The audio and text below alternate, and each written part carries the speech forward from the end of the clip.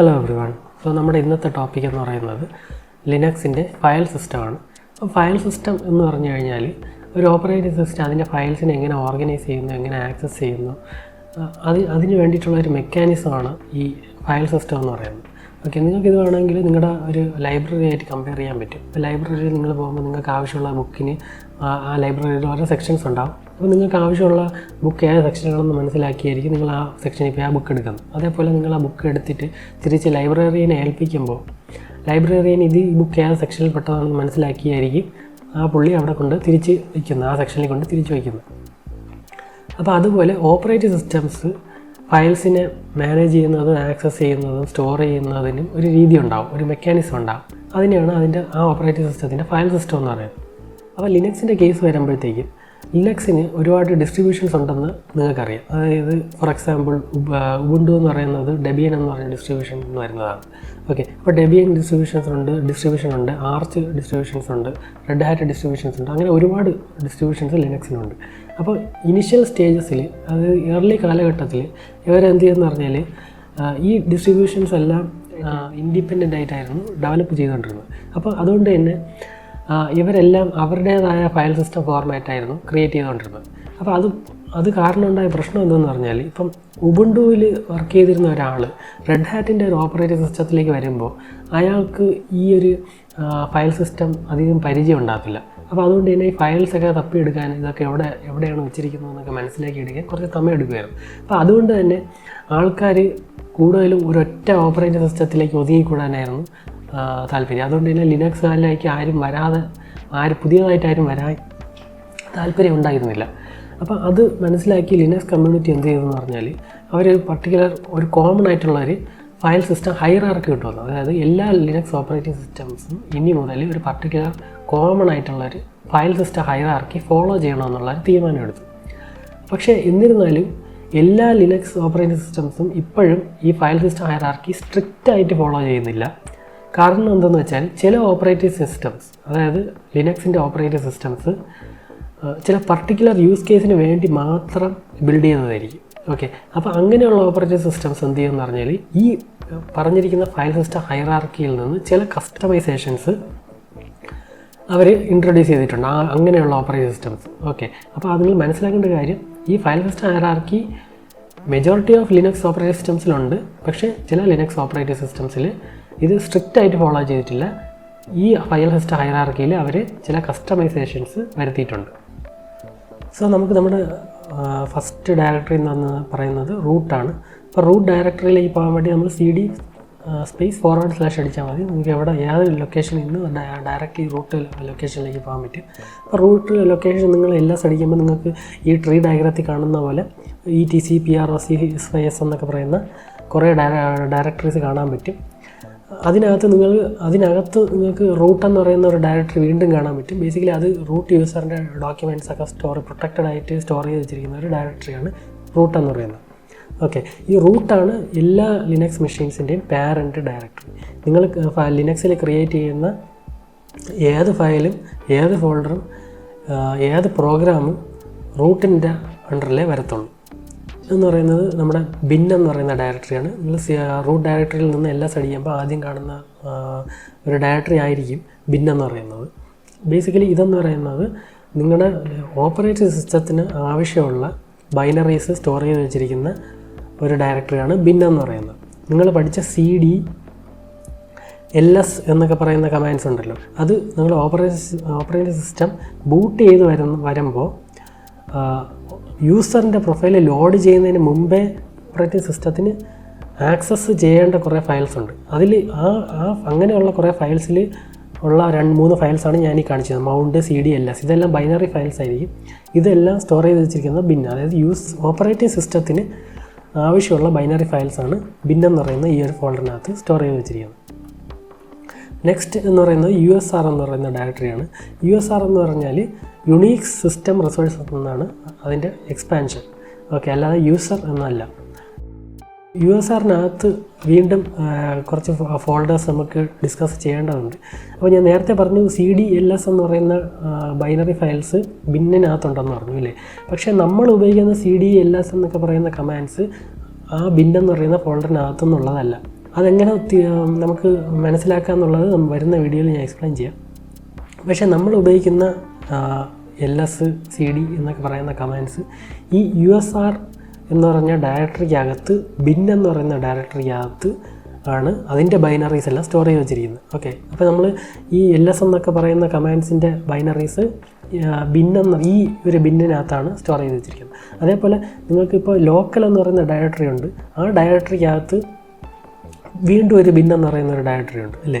ഈ bin എന്ന് പറയുന്നത് ബേസിക്കലി യൂസർ കസ്റ്റമൈസ് ചെയ്ത് ബിൽഡ് ചെയ്യുന്ന പ്രോഗ്രാംസ് ഉണ്ടല്ലോ, അതായത് സോഴ്സ് കോഡിൽ നിന്ന് നമ്മുടെ യൂസർ ക്രിയേറ്റ് ചെയ്യുന്ന പ്രോഗ്രാംസ് അതിൻ്റെ ബൈനറീസാണ് ഇതിനകത്ത് കിടക്കുന്നത്. ഈ ലോക്കലിനകത്ത് ഉള്ള ബിന്നിനകത്ത് സ്റ്റോർ ചെയ്ത് വെച്ചിരിക്കും. യൂസറിനകത്ത് ബിന്നിനകത്ത് വീണ്ടും ഒരു ലൈബ്രറി ലിബ് എന്ന് പറയുന്ന ഒരു ഫോൾഡർ ഉണ്ട്. ഈ ലിബ് എന്ന് പറയുന്നത് ബേസിക്കലി നമ്മൾ ഓപ്പറേറ്റിംഗ് സിസ്റ്റത്തിന് ആവശ്യമില്ല, അതായത് ഓപ്പറേറ്റിംഗ് സിസ്റ്റം ബൂട്ട് ചെയ്യുന്ന സമയത്ത് ആവശ്യമില്ലാത്ത ലൈബ്രറീസാണ് ഈ ലിബ് എന്ന് പറയുന്ന ഫോൾഡറിനകത്ത് കിടക്കുന്നത്. അതായത് നിങ്ങൾ പൈത്തൺ ഇൻസ്റ്റാൾ ചെയ്യുമ്പോൾ പൈത്തൺ പ്രോഗ്രാം റൺ ചെയ്യാൻ വേണ്ടി നിങ്ങൾ ഒരുപാട് ലൈബ്രറീസ് യൂസ് ചെയ്യുമല്ലേ. അപ്പോൾ അങ്ങനെയുള്ള ലൈബ്രറീസൊക്കെ ഇതിനകത്താണ് വരുന്നത്. നെക്സ്റ്റ് എന്ന് പറയുന്നത് നമുക്ക് ഇവിടെ ലിബ് എന്ന് പറയുന്ന ഒരു ഫോൾഡറുണ്ട്. ഇത് നമ്മളെ റൂട്ട് ഡയറക്ടറിക്ക് അകത്തുള്ള ഒരു ലിബ് എന്ന് പറയുന്ന ഫോൾഡറാണ്. ഇതെന്ന് പറഞ്ഞാൽ ബേസിക്കലി നമ്മൾ ഓപ്പറേറ്റിംഗ് സിസ്റ്റം ഞാൻ പറഞ്ഞു നമ്മൾ ബൂട്ട് ചെയ്യുന്ന സമയത്ത് അതിന് bin എന്ന് പറയുന്ന ഫോൾഡറിനകത്തുള്ള കുറേ ബൈനറി ഫയൽസിൻ്റെ ആക്സസ് വേണമെന്ന് പറഞ്ഞു. ഓക്കെ, ഈ ബൈനറി ഫയൽസ് എല്ലാം ഈ ലിബ് എന്ന് പറയുന്ന ഡയറക്ടറിക്കകത്ത് കുറേ ഫയൽസ് വെച്ചിട്ടുണ്ട്. അതിനെ ഡിപ്പെൻഡ് ചെയ്തായിരിക്കും ആ bin എന്ന് പറയുന്ന ഫോൾഡറിനകത്തുള്ള ബൈനറീസ് റൺ ചെയ്യുന്നത്. ഓക്കെ, അപ്പോൾ ഈ ഡയറക്ടറിയിലേക്കുള്ള ആക്സസും ബൂട്ട് ടൈമിൽ നമുക്ക് ഓപ്പറേറ്റിംഗ് സിസ്റ്റത്തിന് ആവശ്യമുണ്ട്. SBIN അഥവാ സിസ്റ്റം ബൈനറി, ഇതെന്ന് പറയുന്നത് റൂട്ട് പ്രിവിലേജ് ഉള്ള ഒരു യൂസറിന് മാത്രം ആക്സസ് ചെയ്യാൻ പറ്റുന്ന കുറേ ബൈനറീസ് ഉണ്ട്, കുറേ കമാൻഡ്സ് ഉണ്ട്. ലൈക്ക് init, fdisk, ifconfig എന്ന് പറയുന്ന കുറേ കമാൻഡ്സ് ഉണ്ട്. ആ കമാൻഡ്സ് റൂട്ട് യൂസറിന് മാത്രമേ ആക്സസ് കിട്ടത്തുള്ളൂ. അതെന്തിനാണ് അങ്ങനെ വെച്ചിരിക്കുന്നതെന്ന് പറഞ്ഞാൽ എല്ലാ യൂസറിനും എല്ലാ കമാൻഡ്സ് ആക്സസിബിൾ ആണെങ്കിൽ ചില യൂസേഴ്സ് ഇതിനെ മിസ്യൂസ് ചെയ്യും എന്ന ചാൻസ് ഉള്ളത് കൊണ്ടാണ് ഇങ്ങനെ ഒരു സെപ്പറേഷൻ കൊടുത്തിരിക്കുന്നത്. അതേപോലെ ഞാൻ പറയാൻ വിട്ടുപോയ ഒരു കാര്യം എന്ന് പറഞ്ഞാൽ നിങ്ങൾ bin എന്ന് പറയുന്ന ഫോൾഡറും നിങ്ങൾ usr എന്ന് പറയുന്ന ഫോൾഡർ നിങ്ങൾ കണ്ടു. അതിനകത്ത് usrനകത്തൊരു ബൈനറി ഉണ്ട്, അതേപോലെ സെപ്പറേറ്റ് ആയിട്ട് നിങ്ങൾ റൂട്ടിനകത്തൊരു ബൈനറി നിങ്ങൾ കണ്ടു. ഇതെന്തിനാണ് ഇങ്ങനെ വെച്ചിരിക്കുന്നതെന്ന് പറഞ്ഞാൽ സിസ്റ്റം ബൈനറീസ് ഒരിക്കലും യൂസർ ക്രിയേറ്റ് ചെയ്യുന്ന ബൈനറീസുമായിട്ട് ക്ലാഷ് ആവാതിരിക്കാൻ വേണ്ടിയിട്ടാണ് ഈ ഒരു സെപ്പറേഷൻ വെച്ചിരിക്കുന്നത്. നെക്സ്റ്റ് എന്ന് പറയുന്നത് എഡിറ്റബിൾ ടെക്സ്റ്റ് കോൺഫിഗ് എന്നാണ്, ETC. ഓക്കെ, ഇതെന്ന് പറഞ്ഞാൽ ബേസിക്കലി നിങ്ങളെ സിസ്റ്റത്തിൻ്റെ കോൺഫിഗറേഷൻ ഫയൽസ് അല്ലെങ്കിൽ പിന്നെ നിങ്ങൾ ഇൻസ്റ്റാൾ ചെയ്യുന്ന സോഫ്റ്റ്വെയർസിൻ്റെ എല്ലാ കോൺഫിഗറേഷൻ ഫയൽസ് വരുന്നത് ETC എന്ന് പറഞ്ഞ ഫോൾഡറിനകത്താണ്. ഇത് എല്ലാം ടെക്സ്റ്റ് ഫോർമാറ്റിലാണ്. നിങ്ങൾക്കൊരു ടെക്സ്റ്റ് എഡിറ്റർ വെച്ചിട്ട് ഈ കോൺഫിഗ് ഫയൽസിനെ എല്ലാം നിങ്ങൾക്ക് ഓപ്പൺ ചെയ്ത് റീഡ് ചെയ്യാൻ പറ്റും, എഡിറ്റ് ചെയ്യാനും പറ്റും. ഹോം എന്ന് പറയുന്ന ഡയറക്ടറി നമ്മളിത് പലതവണ കണ്ടതാണ്. ഇത് ബേസിക്കലി യൂസറിൻ്റെ ഡോക്യുമെൻറ്റ്സ് സ്റ്റോർ ചെയ്യാൻ വേണ്ടിയിട്ടുള്ള ഒരു ഡയറക്ടറിയാണ്. ഇത് ബേസിക്കലി നിങ്ങളിപ്പോൾ 3 യൂസർ ഉണ്ടെങ്കിൽ യൂസർ 1, യൂസർ 2, യൂസർ 3 എന്ന് പറഞ്ഞാൽ 3 യൂസർ ക്രിയേറ്റ് ചെയ്തിട്ടുണ്ടെങ്കിൽ ഹോമിനകത്ത് /home user1 /home /user2 /home /user3 എന്ന് പറഞ്ഞാൽ 3 ഡയറക്ടറീസ് നിങ്ങൾക്ക് കാണാൻ പറ്റും. ഓക്കെ, ബേസിക്കലി യൂസറിൻ്റെ ഡീറ്റെയിൽസ് സ്റ്റോർ ചെയ്യാൻ വേണ്ടിയിട്ടുള്ള ഒരു ഡയറക്ടറിയാണ്. യൂഷ്വലി ഇതായിരിക്കും നമ്മുടെ ഡീഫോൾട്ട് ഡയറക്ടറി. നിങ്ങൾ ഏത് യൂസറിലേക്കാണോ ലോഗിൻ ചെയ്യുന്നത് ആ യൂസറിൻ്റെ ഡയറക്ടറിയിലേക്കായിരിക്കും നിങ്ങളെ ഷെല്ല് ഓപ്പൺ ആകുന്നത് ബൈ ഡീഫോൾട്ട്.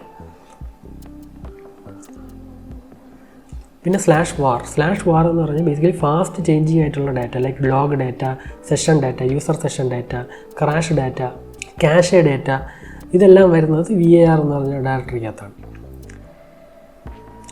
/run എന്ന് പറയുന്നത് open sessions, database connection sockets, open communication sockets, ഇതിൻ്റെ എല്ലാം ഡീറ്റെയിൽസ് നമുക്ക് ഫെച്ച് ചെയ്യാനുള്ള ബൈനറീസ് ഈ /run എന്ന് പറയുന്ന ഡയറക്ടറിക്കകത്താണ്. PROC അഥവാ പ്രോസസ്സ് എന്ന് പറയുന്ന ഈ ഡയറക്ടറി ബേസിക്കലി റണ്ണിങ് പ്രോസസ്സുകളുടെ മെട്രിക്സ് അല്ലെങ്കിൽ ഓപ്പറേറ്റിംഗ് സിസ്റ്റത്തിൻ്റെ സ്റ്റേറ്റിനെ പറ്റിയുള്ള ഡീറ്റെയിൽസാണ് നമുക്ക് PROC എന്ന് പറയുന്ന ഈ ഒരു ഡയറക്ടറിയിൽ നിന്ന് നമുക്ക് കിട്ടുന്നത്. ഓക്കെ, ഇതിനകത്ത് കുറേ ബൈനറീസ് ഉണ്ട്. Like CPU utilisation, memory utilisation എന്നൊക്കെ പറയുന്ന കുറേ ബൈനറീസ് ചെയ്ത് വെച്ചിട്ടുണ്ട്. ഇപ്പോൾ ലൈക്ക് ഫോർ എക്സാമ്പിൾ ഞാനിപ്പോൾ ഒരു ടെർമിനൽ സെഷൻ ഓപ്പൺ ചെയ്ത് കഴിഞ്ഞാൽ ആ ടെർമിനൽ സെഷനിൽ ഒരു പർട്ടിക്കുലർ പ്രോസസ് ID ഉണ്ടാവും. ആ പ്രോസസ് ID നമ്മൾ ഈ /proc എന്ന് പറഞ്ഞ ഡയറക്ടറി ഓപ്പൺ ചെയ്ത് കഴിഞ്ഞാൽ അതിനകത്ത് ലിസ്റ്റ് ചെയ്തിട്ട് വെച്ചിട്ടുണ്ടാവും. ഓക്കെ, അപ്പോൾ ഈ പ്രോസസ് ID ഉപയോഗിച്ച് നമ്മൾ ഇതിനകത്തുള്ളൊരു ബൈനറി ലൈക്ക് CPU യൂട്ടിലൈസേഷൻ എന്ന് പറഞ്ഞ ബൈനറി എക്സിക്യൂട്ട് ചെയ്ത് കഴിഞ്ഞാൽ ഞാൻ ഉപയോഗിക്കുന്ന ടെർമിനൽ സെഷൻ എന്തുമാത്രം CPU യൂട്ടിലൈസ് ചെയ്യുന്നുള്ള മെട്രിക്സ് എല്ലാം എനിക്ക് കിട്ടും.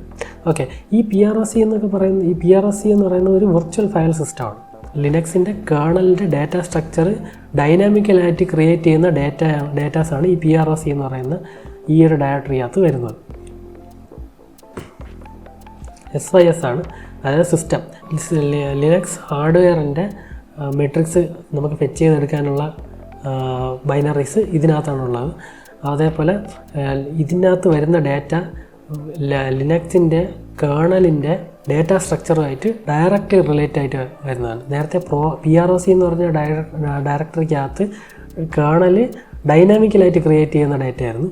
SYSനകത്ത് വരുന്ന ഡാറ്റ എന്ന് പറയുന്നത് ഡയറക്റ്റ്ലി ലിനക്സിൻ്റെ കേർണൽ ഡാറ്റ സ്ട്രക്ചറുമായിട്ട് കണക്റ്റഡ് ആയിരിക്കും.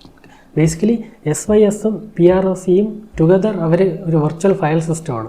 ഇത് രണ്ടും ഉപയോഗിച്ചിട്ട് തന്നെ നമുക്ക് ലിനക്സ് ഓപ്പറേറ്റിംഗ് സിസ്റ്റത്തിൻ്റെ പെർഫോമൻസ് നമുക്ക് ട്യൂൺ ചെയ്യാൻ പറ്റും. കാരണം എന്ന് വെച്ചാൽ ഈ SYSനകത്ത് വീണ്ടും ബൈനറീസ് ഉണ്ട്. ആ ബൈനറീസ് ഉപയോഗിച്ചിട്ട് നമുക്ക് ലിനക്സിൻ്റെ കേർണലിൻ്റെ പാരാമീറ്റേഴ്സ് ചേഞ്ച് ചെയ്യാൻ പറ്റും. സോ ഇത്രയാണ് ഞാൻ എക്സ്പ്ലെയിൻ ചെയ്യാൻ ഉദ്ദേശിച്ചത്. ഒരു സ്റ്റാർട്ടർ എന്ന നിലയിൽ നിങ്ങൾക്കിത് ഹെൽപ്ഫുൾ ആയിരിക്കുമെന്ന് വിചാരിക്കുന്നു.